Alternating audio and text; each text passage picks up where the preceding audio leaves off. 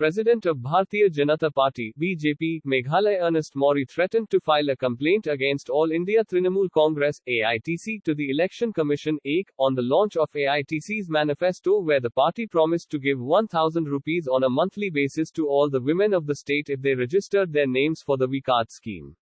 Mawrie said that AITC's promise is similar to the Uttar Pradesh's Samajwadi Party's promise to give 300 unit of light to all households for free in order to garner votes from the public.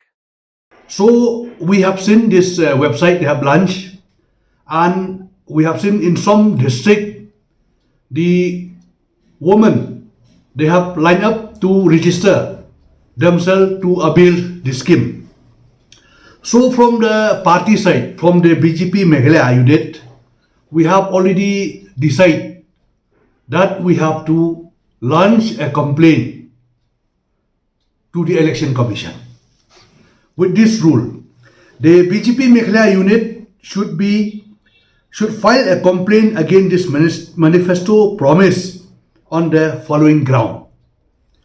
Ground number 1, that is A, Part 8 of the Model Code of Conduct states that the election manifesto of any political party need to adhere to certain guidelines mandated by the Election Commission under Article 324.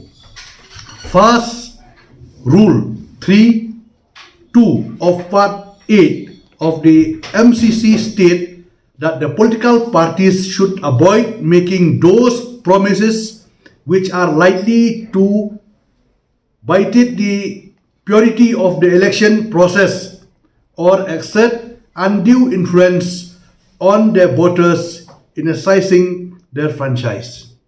This is the clause which we are going to complain.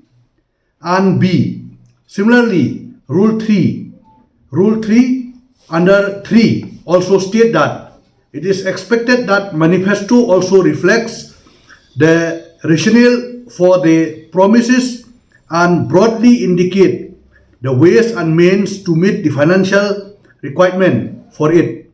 The V Card is a blanket benefit being promised to the women of Meghalaya in respective of their economic background and their requirement of such income support. There is no mention of any rationale behind why a scheme is required, nor does the scheme identify any subsection of the women who may require such financial support. In fact, the eligibility of criterion mention that one just has to be an adult woman in order to avail the benefit under this scheme. Further, on the offer mentioned website, in the FAQ section, it is mentioned that the benefit can be given to the families with no women in them as well. Please refer to the screenshot attached below from the website. This clearly indicates that the scheme is nothing more than any attempt to exert undue influence on the voters. Similarly, there is no mention of how the TMC proposed to raise the fund required for the promise of the financial indication on this promise.